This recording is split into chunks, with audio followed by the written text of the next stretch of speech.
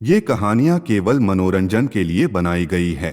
इनका किसी भी धर्म, जाति या व्यक्ति से कोई संबंध नहीं है। कृपया इन्हें एक काल्पनिक कहानी के रूप में देखें। एक सुनसान गांव। आधी रात का वक्त, जब पूरा गांव नींद की आगोश में था, तब उस गांव के जाने माने कारोबारी के घर में कुछ तो अजीब हो रहा था। पूरा घर सन्नाटे में डूबा हुआ था, मगर उसके एक कमरे से डर की हल्की सी सरसराहट सुनाई दे रही थी। हेलो नीरज, आप जल्दी घर आइए। वो मुझे मार डालेगी। रेखा जो भी बोलने की कोशिश कर रही थी, नेटवर्क और उसकी बुरी किस्मत के चलते नीरज उसकी आवाज ठीक से सुन नहीं पा रहे थे। अब क्या बोल रही हो? साफ साफ बोलो। माँ जी, अरे क्या हुआ माँ को? आगे कुछ बोलोगी? इससे पहले कि वो आगे कुछ बोल पाती, रेखा की उंगलियां फोन पर ही जमी रह गईं और आवाज गले में ही अटक गई। तभी उसके कमरे का दरवाजा तेज झटके से खुल गया। दरवाजे पर एक औरत खड़ी थी, जिसके लंबे खुले बाल, झुका हुआ चेहरा नजर आ रहा था।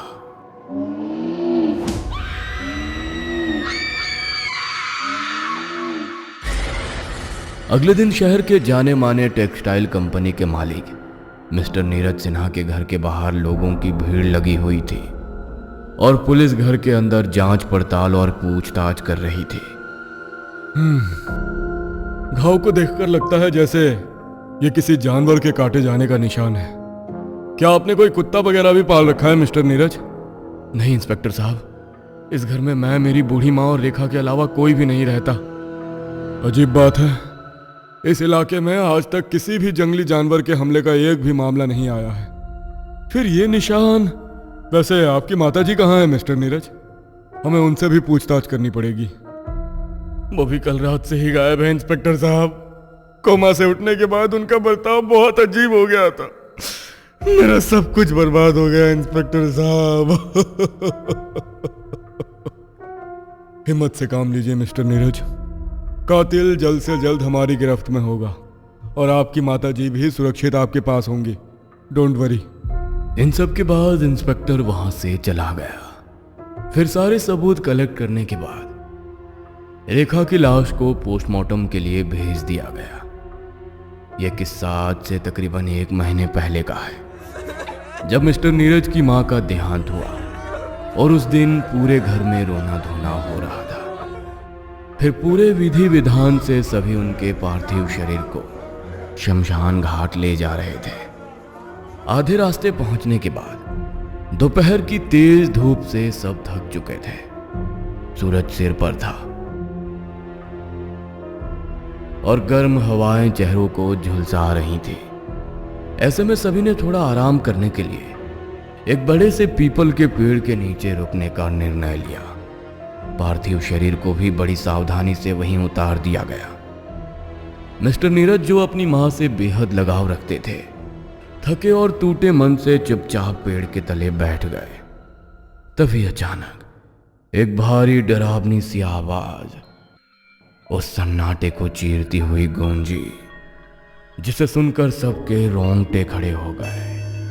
मूर्खों, किससे पूछकर तुम लोगों ने यहाँ ये मृत शरीर रखा? इसे यहाँ रखने का परिणाम जानते हो? मिस्टर नीरज समेत सभी ने उस आवाज की ओर देखा। उनके सामने एक साधु खड़ा था, जो कि काफी गुस्से में था।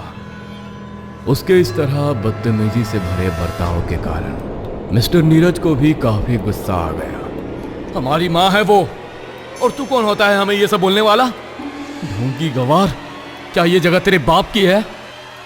दोनों की बहस तेज हो गई। लोग बीच बचाव कर रहे थे कि गुस्से में नीरज ने साधु को धक्का दे दिया। साधु ने कोई जवाब नहीं दिया और वहां से चला गया। फिर सबने नीरज की मां का शरीर लेकर गंगा की ओर कदम बढ़ाए। विधि पूरी होने के बाद जैसे ही नीरज चिता को अग्नि देने बढ़े, अचानक उनकी मां उठकर बैठ गई। सब डर के मारे पीछे हट गए, मगर मिस्टर नीरज बेझिझक उनके पास जाते हुए बोले, माँ माँ आप वापस आ गई। मैं बता नहीं सकता मैं कितना खुश हूं। माँ जी के चेहरे पे कोई भाव नहीं था। उन्होंने मिस्टर नीरज की तरफ देखते हुए कहा, मुझे भूख लगी है, मुझे खाना चाहिए। हाँ माँ, चलो घर चलो, हम जी भरकर खाना खाएंगे। मिस्टर नीरज की माँ के दोबारा जिंदा हो जाने से सभी काफी खुश थे। फिर सभी उन्हें लेकर घर वापस आ गए। फिर देखते ही देखते लगभग 1 सप्ताह गुजर गया। कुछ ही दिनों में रेखा को एहसास होने लगा कि माताजी का बर्ताव पहले से काफी बदल चुका है। वह अजीब हरकतें करती, जैसे शीशे के सामने घंटों बैठकर अपने बाल बनाती, दिन भर कुछ ना कुछ खाने को मांगती, झूले पर बैठकर किसी दूसरी भाषा में कोई गीत गुनगुनाती। कुछ दिन और गुजर जाने के बाद आखिरकार रेखा ने मिस्टर नीरज को ये सब बताई। नीरज, जब से माँ जी वापस लौटी हैं, उनका स्वभाव कुछ अलग लगता है। जैसे जैसे वो अपनी माँ जी नहीं, कोई और हो। अरे रेखा, माँ एक तरह के कोमा से बाहर आई हैं। याद है डॉक्टर ने क्या कहा था? लाखों डेथ केसेस में कुछ ऐसे होते हैं जिनमें मरे हुए लोगों को हार्ट फिर से फंक्शन में आ जाता है। ये भी एक तरह का कोमा होता है। वो कोमा से लौटी हैं तो अभी उनका दिमाग पूरी तरह से फंक्शन में नहीं है, मगर वो धीरे धीरे ठीक हो जाएंगी, डोंट वरी। रेखा जो समझाना चाहती थी वो शायद मिस्टर नीरज नहीं समझ पा रहे थे। कुछ दिनों बाद मिस्टर नीरज काम के सिलसिले में बाहर चले गए। रेखा और माँ जी घर में अकेली थीं। उसी रात रेखा ने घर में मांस बनाया था, लेकिन उसने देखा कि माँ जी ने उसके लिए जरा सा भी नहीं छोड़ा। ये क्या माँ जी, अब मैं क्या खाऊंगी? आपने तो सारा खाना अकेले खा लिया। मुझे और खाना चाहिए और भूख लगी है। इनकी इस बात पर रेखा ने चिढ़ते हुए कहा, अब और खाना नहीं बना सकती मैं माँ जी। वैसे भी ये 4 लोगों का खाना था जो आपने अकेले खा लिया। इतना बोलते हुए रेखा वहां से चली गई। लगभग आधी रात के वक्त रेखा जब सो रही थी तभी अचानक लाइट कट गई और उसकी नींद किसी तरह की आवाज से टूट गई। वो चौंकते हुए उठ बैठी और उस आवाज को ध्यान से सुनने लगी। ये तो किसी बिल्ली के कराहने की आवाज है जो शायद ड्राइंग रूम से आ रही है। इतना बोलते हुए रेखा उठकर फोन टॉर्च के सहारे ड्राइंग रूम की तरफ चली गई। ड्राइंग रूम का नजारा देखकर रेखा के शरीर का खून पूरी तरह जम गया।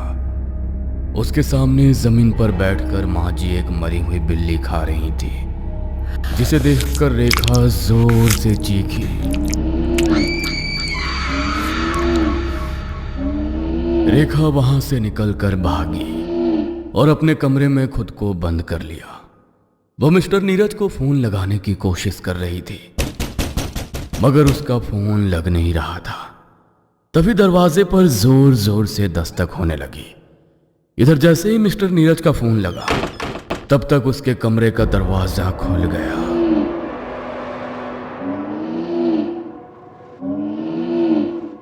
और रेखा माँ जी के ही हाथों मारी गई, जिसका पता किसी को नहीं चला। शाम ढल चुकी थी। मिस्टर नीरज अपनी मरी हुई पत्नी रेखा और अपनी गुमशुदा माँ की याद में बेचैन बैठे हुए थे। तभी अचानक टेबल पर रखा हुआ उनका फोन बज उठा। मिस्टर नीरज ने फोन रिसीव करते हुए कहा, हेलो जी राजन जी, कहिए। नीरज जी, अभी अभी मैंने शमशान घाट के पास वाले हाईवे से गुजरते वक्त आपकी माता जी को देखा। वो वहीं एक पीपल के पेड़ के नीचे बैठी हुई हैं। आप तुरंत वहां पहुंचिए। मिस्टर नीरज ने फौरन अपनी कार लेकर तेजी से शमशान घाट के हाईवे की तरफ निकल गए। वहां पहुंचकर उन्होंने देखा सचमुच उनकी मां पेड़ के चबूतरे पर बैठी थी, पर उनका चेहरा दूसरी तरफ था। मिस्टर नीरज आवाज देते हुए उनकी तरफ बढ़े, मां, क्या ये तुम हो? मेरी तरफ देखो मां। इतना बोलते हुए मिस्टर नीरज ने धीरे से उनके कंधे पर हाथ रखा ही था कि तभी अचानक उन्होंने पलटकर मिस्टर नीरज का गला पकड़ लिया। मैं तेरी माँ नहीं, पिशाचिनी हूँ, कर्ण पिशाचिनी, सदियों से भूखी हूँ और आज तेरे रक्त से अपनी प्यास बुझाऊंगी। माँ जी का चेहरा बेहद खौफनाक हो चुका था। उनके पंजों की ताकतवर पकड़ से मिस्टर नीरज का दम घुटता जा रहा था। उन्हें अपनी मौत साफ नजर आ रही थी कि तभी किसी ने भारी आवाज में मंत्र पढ़ते हुए उन दोनों के ऊपर जल छिड़का। ओम काम क्रीम क्रोम कर्ण पिशाचिनी फट फट आहा। अचानक माँ जी के पंजे की पकड़ ढीली पड़ गई और उनका शरीर लहराकर जमीन पर गिर पड़ा। फिर एक काली परछाई उनके अंदर से निकलकर पीपल के पेड़ में समा गई। मिस्टर नीरज ने जैसे ही होश संभालते हुए उस आवाज की ओर देखा तो दोबारा से चौंक पड़े थे। उनके सामने वही साधु खड़ा था जिस पर अभी कुछ दिनों पहले झगड़े के दौरान उन्होंने हाथ उठा दिया था।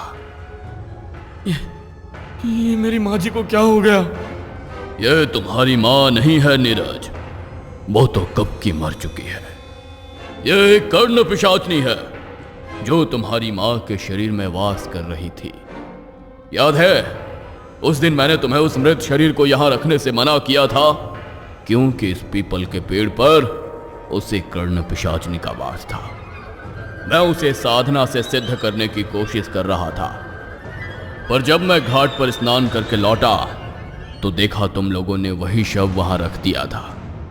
मैं यहां रहते हुए किसी को भी मृत शरीर इस स्थान पर नहीं रखने देता, क्योंकि ऐसे शरीर को देखकर दुष्ट आत्माएं और बुरी शक्तियां उनमें प्रवेश कर जाती हैं। मैं उस दिन यही समझाना चाहता था, पर तुमने मेरी बात नहीं मानी।